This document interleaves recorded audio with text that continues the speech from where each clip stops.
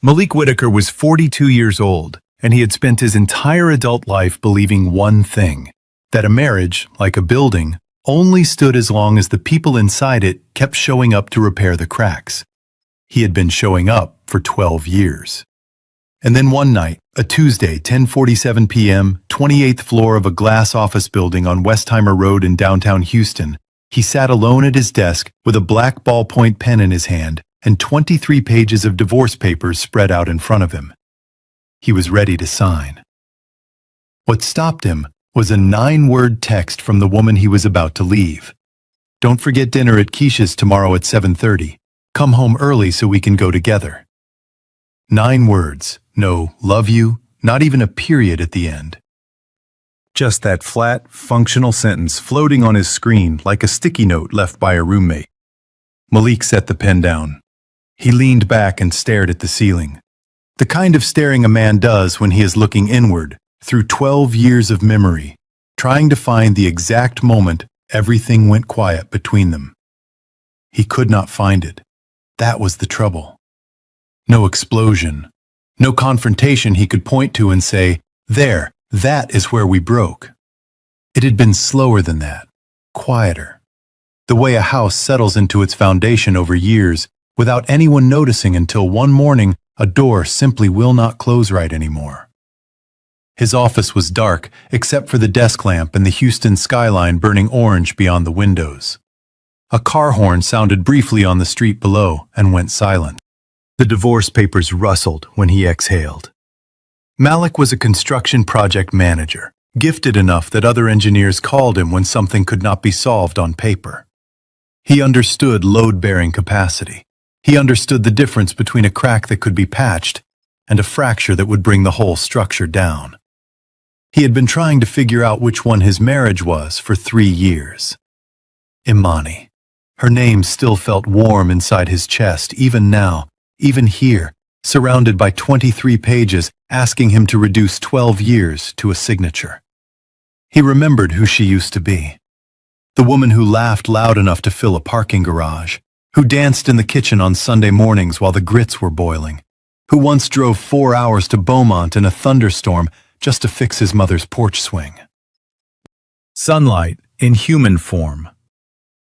Somewhere in the last 4 years, that light had dimmed. Now they lived in the same house on Braeswood Boulevard, like two people sharing a waiting room. Polite, careful. The kind of careful that was worse than arguing, because at least arguing meant you still believed something could change. Malik picked the pen back up. He held it over the first signature line. His hand did not move. "Do I have one more night left in me before I walk away for good?" What he could not have known was that within the next 24 hours, he would overhear a private conversation between his wife and her best friend, never meant for his ears. So raw and so completely at odds with everything he believed about their marriage that he would pull his truck over on I-610 in pouring rain and weep for the first time in over a decade.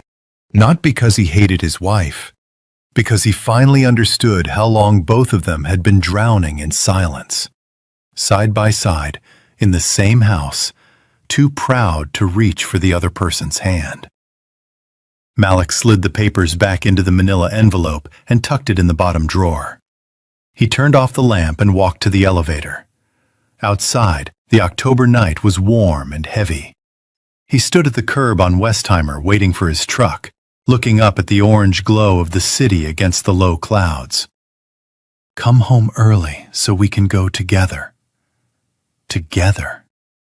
He had not thought about that word in a long time. Maybe that was the problem. Whatever Malik overheard through that slightly open door the following evening did not just change his mind about the divorce. It broke him completely open. And what he found inside that break was something neither of them expected. Keep listening, because what Malik heard through that door the next night is the kind of thing that changes a person forever. The next evening, Malik came home early the way Imani had asked. She was in the bedroom, standing in front of the mirror, back to the door. The blue wrap dress, the one he used to say made her look like the most beautiful woman in every room she entered. He hadn't said that in years. She glanced at him in the mirror. "You're home," she said. Not, "I'm glad," just that flat acknowledgement. The kind you use for a package that arrived on time. "You asked me to," he said. They drove to Keisha Reynolds' penthouse in River Oaks in near complete silence. The radio played softly. Neither of them was listening. Malik kept his hands easy on the wheel. Imani kept hers folded in her lap. 12 years of marriage, and they had run out of things to say before the first exit ramp. Keisha's penthouse on West Alabama Street was exactly what you'd expect from a woman who used the word curated to describe her throw pillows. High ceilings, low golden lighting, waiters moving through the crowd with champagne on silver trays. About 40 guests, architects, developers, marketing executives talking about Caribbean vacations the way other people talk about weekend grocery runs. Malik shook hands, made conversation, smiled at the right moments, and watched Imani the whole time. She smiled when people spoke to her, but the smiles never reached her eyes. She held her champagne glass without drinking. Her laugh, when it came, was exactly right in pitch and timing, and completely hollow. Malik had spent 12 years studying structures. He knew the difference between a wall that was solid and one that had only been painted to look that way. Something inside his wife was cracking. He excused himself after about an hour and moved through the hallway toward the back of the penthouse. Then he heard it. The office door was open about 2 inches. His wife was crying. Malik stopped, one hand flat against the wall, heart doing something irregular in his chest. "I swear to God, Keisha," Imani's voice came through the gap, ragged and wet. "Malik is the only man who has ever made me feel truly safe. But I pushed him away because of my own pride. My stupid, stupid pride. My wife. Crying alone in a back room at a party, because she was too proud to cry in front of him." She kept going. Through that 2-inch gap, he listened to things she had never once said to his face in 12 years. She talked about the night her father died, 3 years ago, a Thursday in August. Malik had driven straight from the job site in Pearland, concrete dust on his arms, steel-toe boots still on his feet. He sat beside her and stayed for 4 straight hours. No speeches, no hollow reassurances, just presence. "That was the moment I knew he was my home," she whispered. "But I never said it, because I didn't want him to know how much I needed him. And the longer I stayed quiet, the harder it became to say anything at all." Then she said a name that sent a cold current through him. Deshaun Carter. His old college friend, the man who had written the check that kept Malik's engineering company alive during its worst quarter back in 2015. Imani admitted Deshaun had been calling and texting her for months, showing up near her office on Greenway Plaza, telling her she deserved more, a bigger life, more excitement, that Malik was holding her back. "Some days I almost believed it," she whispered, "because I was so empty. And he was standing right there, handing me a reason." Malik walked back through the party without saying goodbye to anyone. He drove, no destination, just movement, down Westheimer, up onto the 610 loop. Somewhere near Shepherd Drive, he pulled onto the shoulder in the pouring rain and put the truck in park. For the first time in more than a decade, Malik put his face in his hands and wept. Not from anger. He wept because he suddenly saw the full picture.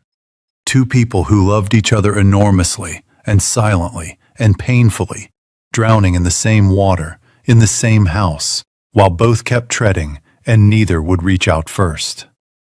"How quiet have I become," he thought, "for her to carry all of this alone."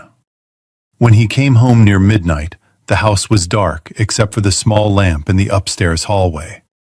He walked upstairs and knocked softly on the guest bedroom door, the room where Imani had been sleeping alone for 8 months.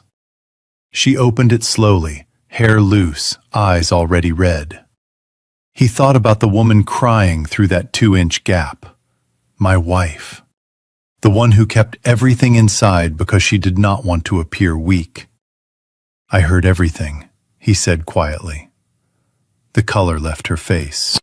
They talked until nearly 2 in the morning, sitting on the floor with their backs against the bed and a box of tissues between them. At some point, Imani retrieved an old shoebox from the closet. Every handwritten love letter Malik had given her during their 3rd year together, worn soft at the folds from years of being opened and refolded. And underneath, his old gray Texas A&M t-shirt, the one he'd searched the whole house for and finally assumed was gone. She had kept every bit of it. Then came a confession that made the room go still. Deshawn had invited her on a weekend trip 4 months ago.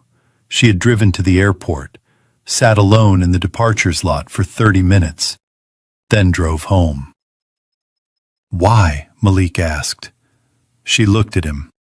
Because I got there and I thought about you, about who you are, and I couldn't do it. The silence between them after that was different, not cold, not careful, something closer to honest. What Malik and Imani said in that first therapy session the following week nearly broke them both and revealed a sacrifice so enormous it left the room completely speechless. She drove to that airport, sat there for 30 minutes, then drove home. One word. Did she earn a second chance? Yes or no?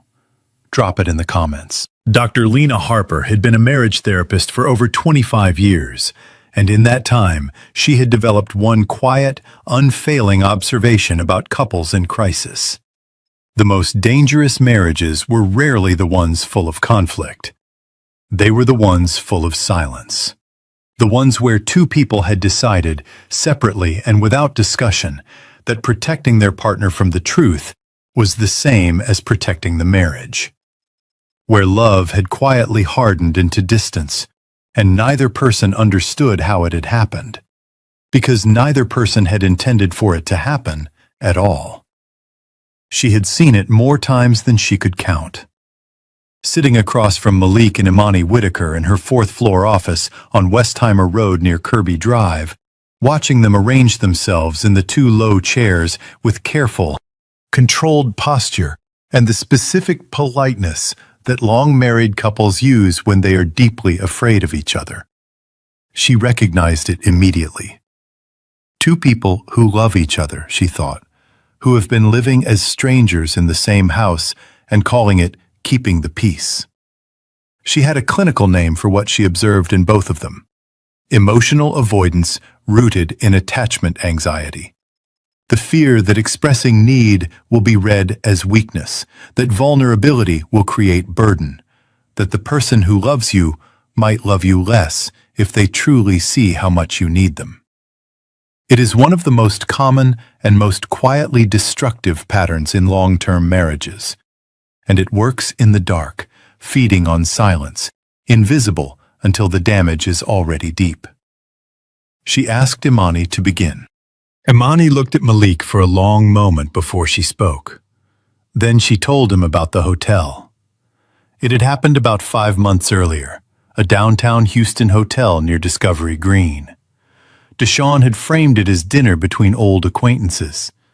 She had told herself the same thing, wanting to believe it enough that she had not asked herself hard questions on the drive over.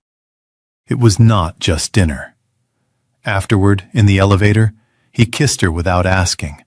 His hands moved and his voice stayed low and certain, filling the space with promises. The life she deserved, the woman she could still become. For one moment, she had almost let it happen. Then something broke loose inside her. She pushed him back with both hands. She walked out of that hotel so quickly she left her purse in the lobby. She pulled over twice on Allen Parkway on the way home because her hands were shaking too badly to drive steadily. When she got home, she was physically sick over the bathroom sink because the revulsion she felt with him and with herself and with how close she had come, lived in her body like something that needed to come out. She had told no one. She had been carrying it alone for 5 months. By the time she finished speaking, she was crying so hard her shoulders shook, and the small sound machine outside Dr. Harper's door was doing nothing at all. From the outside, from the perspective of someone who studies human behavior, what Deshawn Carter had been doing to Imani was not impulsive. It was deliberate. Therapists and researchers call it targeted emotional exploitation. He had identified the precise fracture in Imani's life, her grief, her exhaustion, the growing silence in her marriage, and had positioned himself there. Not loudly, not obviously, but as a listener, a presence.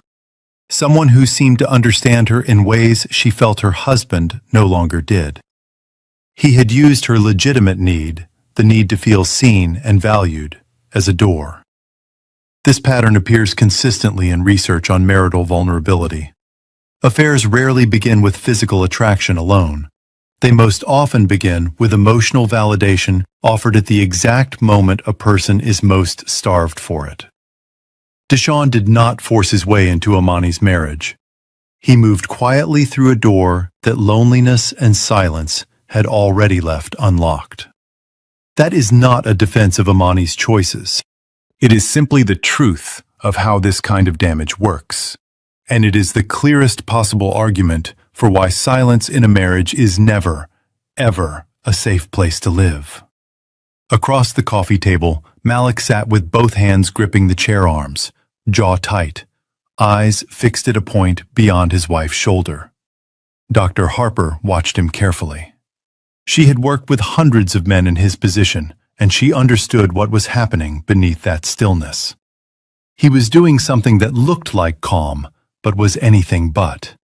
He was choosing, deliberately, at great personal cost, to stay present rather than react, to listen rather than defend, to absorb rather than explode. Behavioral scientists call this affect regulation under relational threat. It is invisible from the outside precisely because it looks like doing nothing.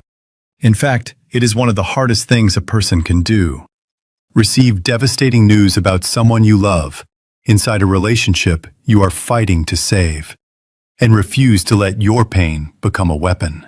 When Malik finally spoke, his voice was low and steady. "There's something I never told you either." Imani looked up. 3 months earlier, Malik had been offered a promotion to Regional Director of Southeast Operations, a position that would have increased his salary by nearly 50% and fundamentally changed the trajectory of his career. The role required 6 months of travel per year. His supervisor had called it a once-in-a-generation opportunity. Malik had turned it down. He had felt, the way an engineer feels an unstable structure shifting under load, that their marriage could not absorb another sustained absence. So he declined, said nothing about it at home, and went on building quietly. "You gave that up for me?" Imani's voice was barely audible. "For us," Malik said. "And I didn't say anything because I didn't want you carrying guilt on top of everything else you were already carrying." The room held that for a moment. Dr. Harper set her notepad down gently. "Do either of you see the pattern?" she asked. They both looked at her. "You each made an enormous sacrifice for the other," she said, "out of love. And you each kept it hidden, also out of love." She paused.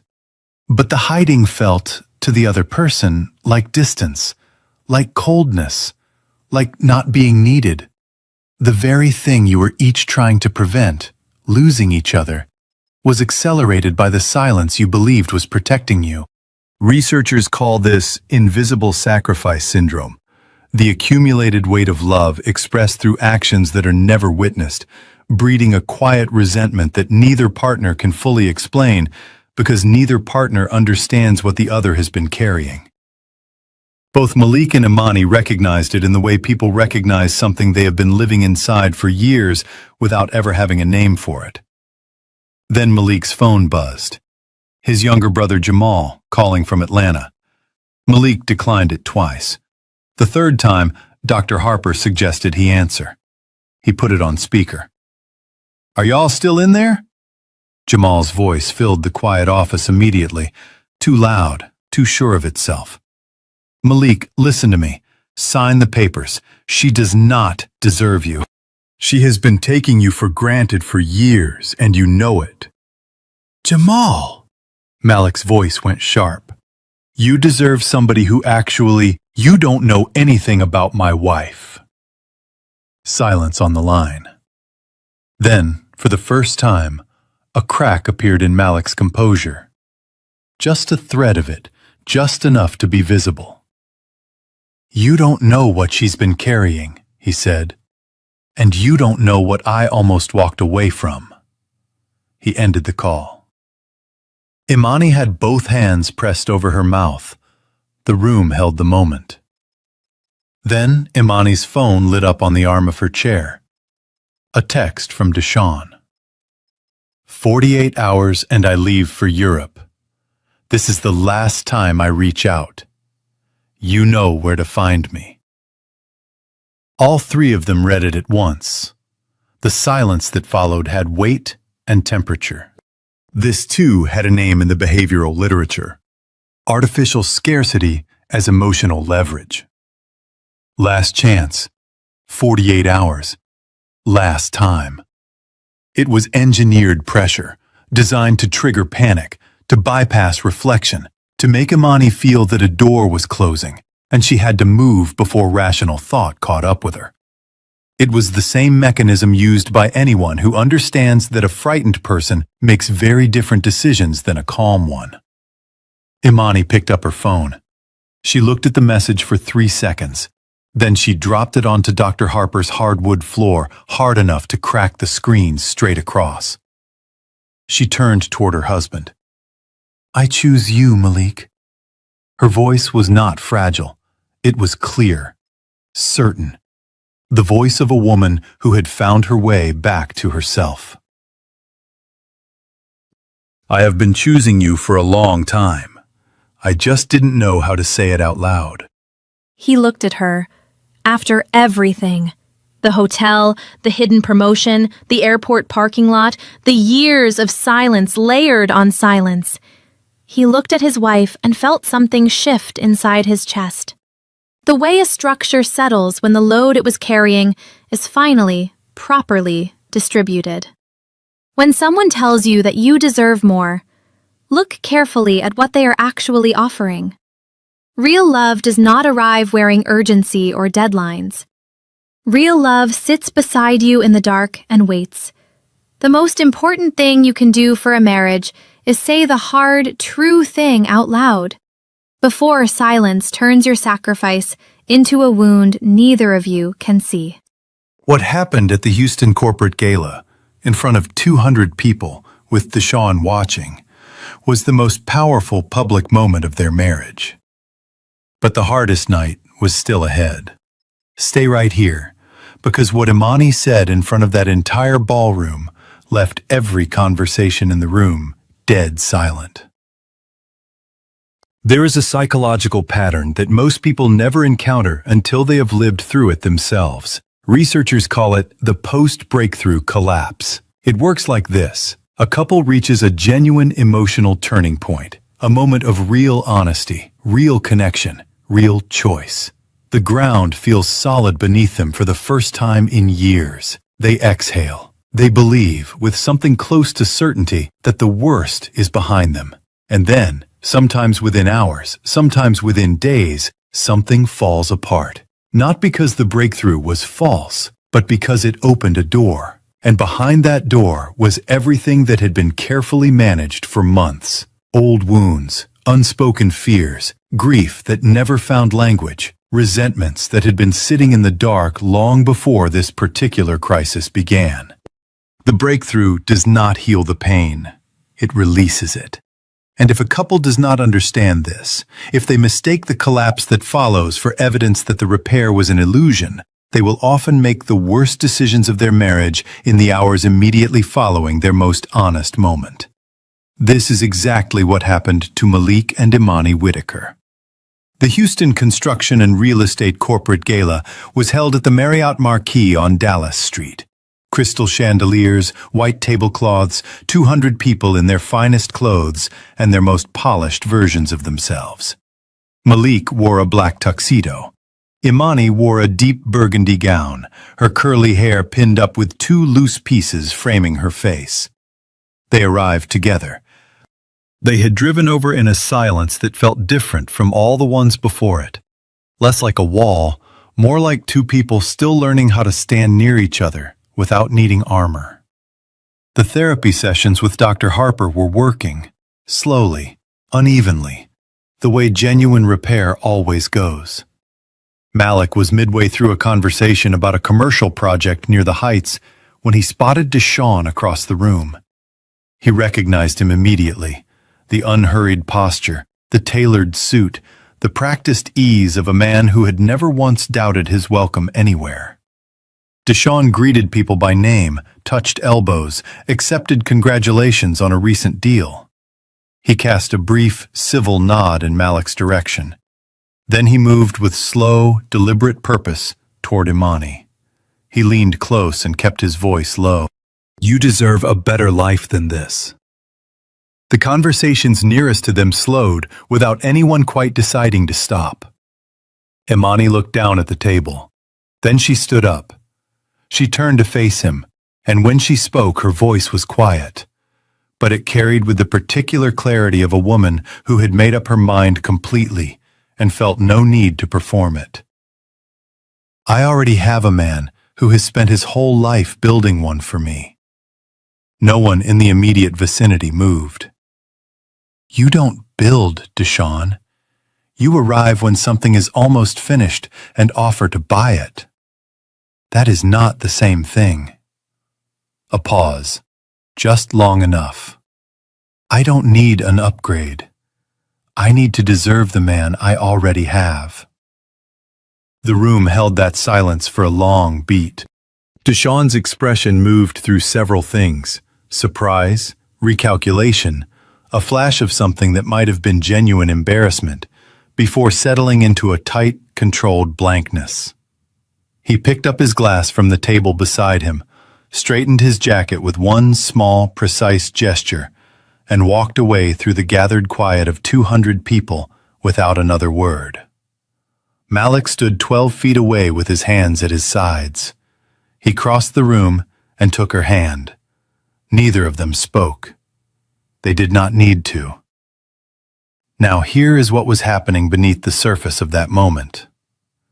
What Imani did was not simply brave. Behaviorally, it was a specific and significant act, what researchers call public recommitment as identity consolidation. When a person who has been pulled between two competing versions of their life makes a public declaration of choice, something shifts internally. The act of saying, "I choose this," in front of witnesses does not only communicate a decision to others, it communicates it to the self. It closes a door, not just for the person being turned away, but for the part of the speaker that had not yet fully closed it. Imani's words were not only for Deshaun. They were for the version of herself that had once driven to an airport and needed 30 minutes alone in a parking lot to turn around. That version of herself needed to hear the choice spoken out loud, in public, with her husband watching. She was no longer standing in the hallway. She had stepped all the way back inside and closed the door behind her. But understanding the post-breakthrough collapse requires acknowledging something uncomfortable. A single declaration cannot do the work that years of silence created. That night, after the gala, they came home to the house on Braeswood Boulevard, and the door was barely closed before the pressure broke. The emotional release that the therapy and the ballroom moment had together triggered. All of those months of processed and unprocessed pain had been building quietly beneath the surface all evening. And now, in their own kitchen, with no audience and no occasion to manage themselves for, it came flooding out. It started with something small. It always does. A comment about work hours. A response about a financial decision. And then, As it does when the real wound has never been fully named, it stopped being about any of that. Old pain came out wearing new words. Old fears arrived dressed as accusations. 12 years of silence, swallowed needs, and hidden sacrifice poured into one conversation that grew louder and more desperate by the minute until it became the worst argument of their entire marriage.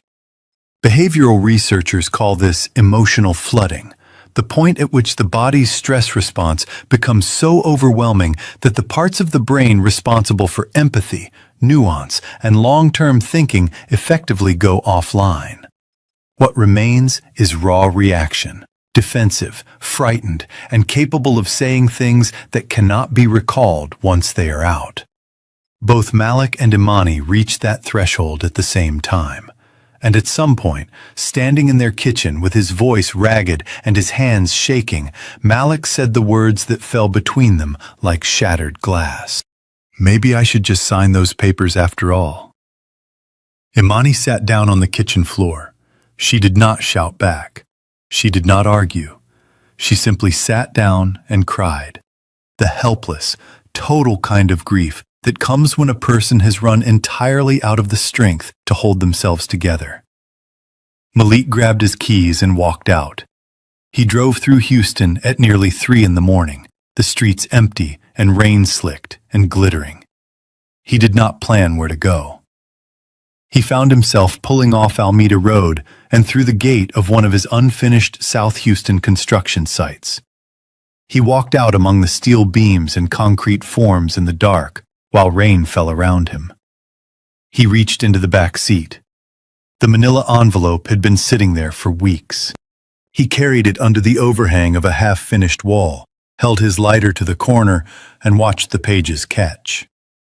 He held the burning envelope until the heat made it impossible, then set what remained on the bare concrete and watched it collapse into ash while the rain hissed against the edges. He sat on the concrete floor and stayed there a long time. Dr. Harper would later describe what Malik did that night as a commitment device, a deliberate action that removes a future temptation by making it unavailable. By destroying the exit, he was not pretending he had no doubts. He was protecting his future self from acting on those doubts in a moment of weakness. He was deciding, before he was fully capable of rational thought, that he would stay inside the problem until it was solved. I am choosing to remain, the burning papers said. Even now, even tonight. He sat between the concrete and the steel for a long time, wondering if he still had the strength left to rebuild something that had broken this many times. He did not yet know that the answer was already waiting for him at home, and that it would arrive in a form he had never imagined. Lesson for the audience. Even after a genuine breakthrough, even after a public declaration of love, even after real progress, one devastating argument can make everything feel hopeless again. That is not the marriage dying. That is the marriage going through its hardest part. The people who mistake that darkness for the end will walk away from the very thing they spent years building. The people who stay inside it, who burn the exit if they have to, are the ones who find out what is waiting on the other side. What Imani placed on the kitchen table when Malik finally came home that night, you will not see coming, and you will not forget it. Stay right here, because the moment Malik saw what was waiting for him on that kitchen table is the moment this whole story finally makes sense. The call came 2 nights later. Malik was alone at the South Houston construction site, reviewing blueprints under the fluorescent light of the site trailer, his coffee going cold beside his left hand. The city outside was quiet. The rain had cleared and left the air scrubbed clean and heavy with the smell of wet concrete. His phone rang just after 11. Deshawn. Malik stared at the name on the screen for a long time before he answered. I won't take much of your time, Deshawn said. His voice was different from the gala, flatter. The performance quality was gone, and what remained underneath was harder and cooler than Malik had expected. You remember the $80,000 I loaned you when you were getting the company started, back in 2015? Malik set his pencil down. I remember, he said. You paid it back, I know that, with interest. Fair is fair. A pause, measured and deliberate. But favors have a longer life than money, Malik. You know that as well as I do. The way I see it, the fair thing is you step back. Let Imani make her own choices without you standing in the doorway. The line was quiet. Then Deshawn added, almost gently, she was almost ready. You know that, right? She was closer than you think. Malik said nothing. Deshawn hung up. Malik sat in the sight trailer for a long time without moving. He thought about 20 years of friendship, pickup basketball on the courts at the University of Houston, long nights studying for engineering boards, the afternoon in 2015 when Deshawn had handed him a check across a table without requiring paperwork because he said he trusted Malik's word. He had carried gratitude for that for years. Real gratitude, the kind that goes deep. And now he understood that Deshawn had been carrying that same transaction differently. Not as something shared, not as the memory of a friendship, but as a debt to be collected when the timing was right. An emotional lien on Malik's marriage, held quietly for years, waiting for the moment it could be cashed in.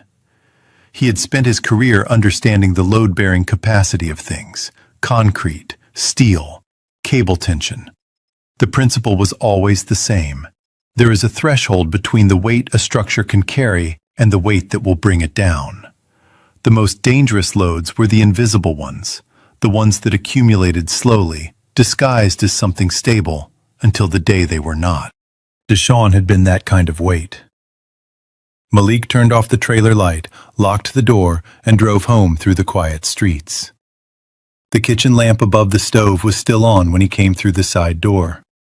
Imani was sitting at the kitchen table, both hands wrapped around a mug of tea she had not touched. She had been crying. Recently, and for a long time from the look of her. Her hair was loose. She was wearing his old gray t-shirt, the one from the shoebox. She looked up when he came in. He sat down across from her without taking off his jacket. He told her about Deshawn's call. All of it.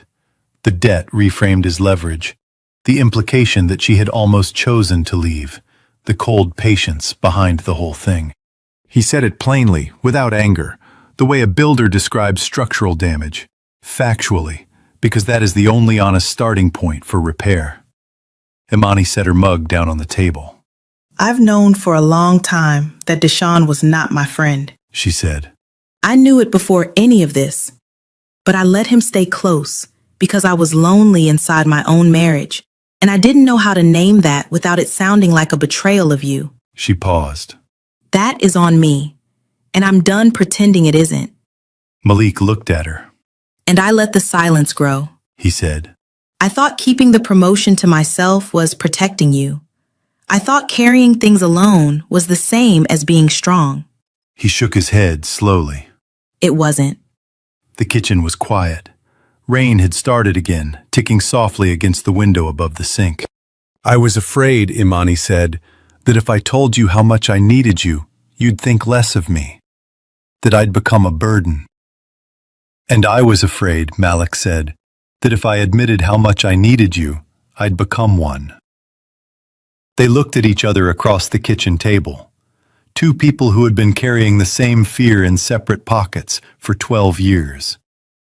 Slowly, quietly, suffocating the marriage they both loved, because neither one had been willing to say the simplest and most necessary thing. I need you. I am not whole without you. I am afraid to say so. The silence between them now was different from every silence that had come before it. It did not carry the weight of things left unsaid. It was just two people sitting still, in the same room, finally, in the same story. Imani stood and walked to the hallway closet. Malik heard the shelf, the soft rustling. She returned carrying the Nike shoebox and set it on the table between them. And beside it, she placed something else. A small white object. A pregnancy test. Positive. Malik's hands moved to his face. "I'm pregnant," Imani said. Her voice was steady, not triumphant, not fearful, just honest. The most honest thing either of them had offered in years. "And I want our child born inside a home that both her parents built together, not one they walked away from." Malik sat with his face in his hands.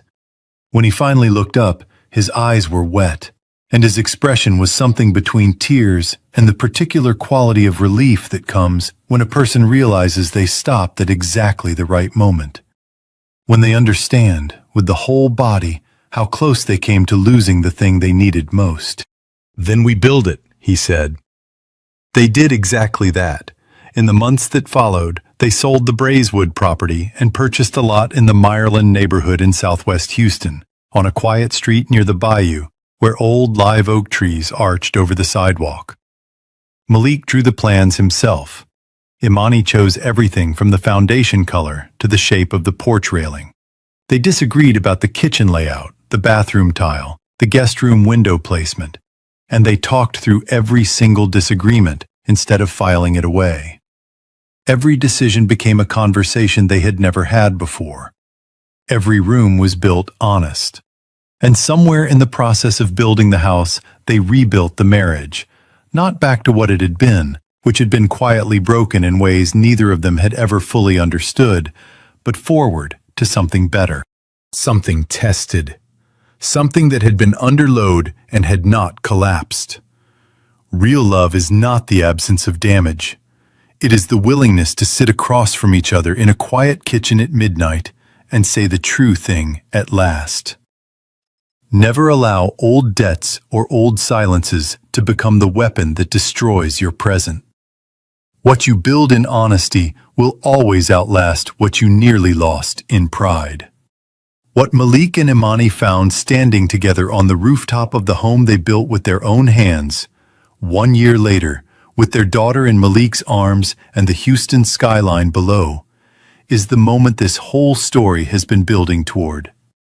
Stay just a little longer, because the ending of this story is something worth carrying with you long after it's over. 1 year later, the house on Linkwood Drive in Meyerland was finished on a Thursday in late September, and it was exactly what they had planned, and nothing at all like what either of them had expected, which is the way the best things usually turn out. The live oak trees in the front yard were older than the neighborhood. Their roots had lifted the sidewalk in 2 places, and when Malik poured the new walkway, he curved it around them rather than cutting them back. Some things that have been growing that long, he said, deserve to be worked around instead of removed. Imani had laughed when he explained his reasoning, a real laugh, full and unguarded, the kind that came from somewhere genuine rather than somewhere performed. They had been hearing that laugh more often lately. The front porch had 2 rocking chairs on it. Imani had found them at an estate sale on Bel Air Boulevard. Heavy wood, slightly uneven. The kind that had been sitting on somebody's porch since long before either of them was born. They creaked when you sat in them. Malik said he would fix the creak. Imani told him to leave it alone. "It sounds like someone lived in it," she said. He left it. The night they brought their daughter home from Memorial Hermann Hospital, Malik sat in one of those rocking chairs for 45 minutes before he came inside. The neighborhood was quiet, except for the bayou nearby and the distant murmur of traffic drifting in from Loop 610. A neighbor 2 doors down, a woman named Diane Washington, who had introduced herself the week they moved in while holding a casserole dish and wearing an apron that said, "Blessed and highly seasoned," had left a foil-covered pan on their front step with a note. "Congratulations from the Washingtons. Come over whenever you're ready." Imani watched Malik through the screen door for a while. The broad-shouldered man in the rocking chair, holding his daughter in both arms, like something he intended never to set down, looking out at the dark street with an expression she had not seen on his face in years. She pushed the screen door open and stepped out. She leaned against the porch railing and looked at him. "What are you thinking?" she asked. He looked up. "That I almost didn't make it here," he said simply. She pulled the other rocking chair close and sat down beside him. And they stayed on that porch together while the baby slept, and the chairs creaked their slow, uneven rhythm. And neither of them felt any need to fill the quiet. This silence was not like the ones that had nearly ended them. This one did not carry the weight of things withheld or pain unspoken. This was just two people sitting still inside a life they had chosen. Not once in a grand gesture, but every day, in the small, repeated decision to speak rather than swallow, to ask rather than assume, to knock on a closed door rather than walk past it. They kept seeing Dr. Harper for another 8 months after the baby arrived.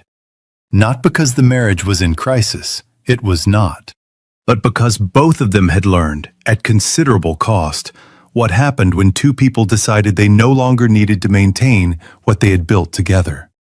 They went once a month and spoke honestly, and some sessions left them tender and some left them uncomfortable. And once Imani cried the entire drive home while Malik held her hand across the center console. All of it was better than silence. Imani returned to her marketing consulting work when the baby was 4 months old, on a schedule she had redesigned to give herself room to breathe. She became more careful about which clients she accepted. She began saying no to things that cost her more than they gave back, a skill she had never quite believed she was allowed to practice before. She told Malik once that the most instructive thing Deshaun Carter had accidentally done for her was show her exactly what it looked like when someone treated her ambition as something to be exploited rather than something to be respected. "I understand my own worth differently now," she said. Malik told her he had understood it all along. She rolled her eyes at him the way she used to, the warm, affectionate eye roll of a woman who loves a man enough to tease him about being right. And for Malik, that small, ordinary gesture was perhaps the most beautiful moment of the entire year. Jamal came to Houston for Christmas and held his niece for 3 hours without once putting her down, which told you everything you needed to know about who that child already was. He apologized to Imani directly, standing in the kitchen on Christmas afternoon, while sweet potato pie cooled on the counter and Nat King Cole played from the small Bluetooth speaker on the shelf. He kept it simple, and he meant it. Imani accepted the apology with a grace that Jamal later told people he was still thinking about. Some evenings, when the baby was sleeping and the house was quiet, Malik and Imani sat on the back porch and looked out at the small yard they had planted together, raised vegetable beds along the fence where Imani was attempting tomatoes with wildly uneven results, and a young fig tree in the corner that would not produce fruit for years yet. She had planted it anyway, because she liked the idea of tending something that required patience, something you had to believe in before it gave you anything back. Malik had not said anything when she planted it. He had just gone inside and gotten her a glass of water. On one of those quiet evenings, Imani said, "I keep thinking about all the time we lost." Malik rocked slowly in his chair. "I think about what we built with it instead," he said. Final message to the audience. This story reminds us that the most damaging words in a long marriage are often not the cruel ones. They are the true ones that were never said at all. Malik loved his wife enough to give up a career-defining promotion. Imani loved her husband enough to turn a car around in an airport parking lot. Neither one said a word, and that silence nearly cost them everything. Here's what this story is actually asking you to do. Tonight, after dinner, before the Hallmark movie comes on and the evening slips away, pull out a notepad. Not your phone, a real notepad, the kind from the Walgreens checkout aisle. Write down one thing your husband did for you that you never properly thanked him for. One sacrifice you saw but never named out loud. If he is still with you, read it to him before bed. If he is no longer here, read it aloud anyway. To the room, to the photograph on the dresser, to yourself.